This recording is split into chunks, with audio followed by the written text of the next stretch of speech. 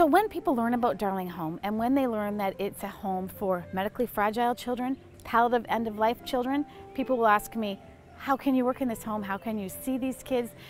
Isn't it a tough environment to be in?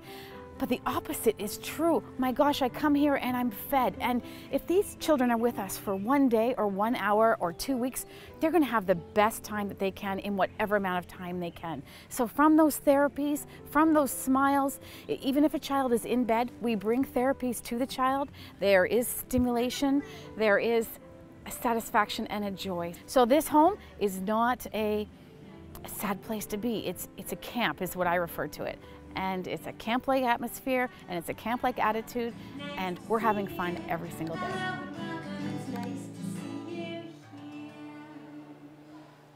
Welcome, it's nice to see both of you here today. All right, let's see if we can sing a song all together. We can hear your nice singing voices. Let's sing a song together.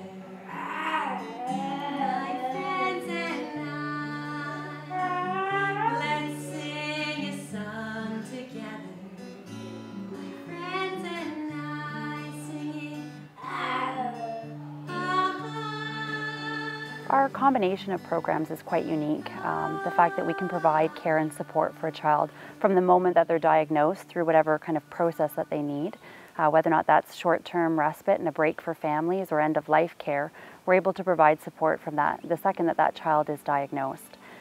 We also offer a number of therapeutic programs. We do music therapy with a music therapist who comes in and sings songs to the kids and engages them in musical activities.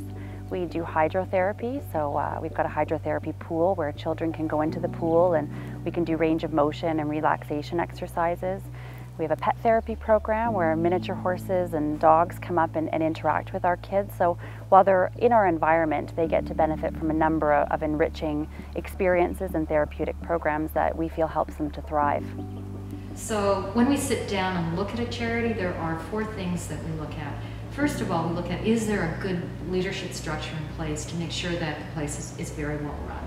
And I have to say the Darling Home for Kids gets a 10 out of 10 for me. Is there a good board structure and good governance structure supporting the home? Our board of directors is very engaged, a great chair, board members who have stayed for a very long time to support the home and who are committed themselves. So very good governance policies and very good operational oversight policies. So that's really important to us. Financial solvency, is the charity well run? Does it have good financial statements? Is the charity in good shape? And then finally, does the cause really touch our hearts? And I can't think of anything that touches my heart more than the Darling Home for Kids. It's just a wonderful place. The Darling Home for Kids is truly a beautiful place. A home exquisitely designed with great spaces and nested in nature. Darling is one of the few special homes in Canada like this. There is something else that makes Darling a very special place.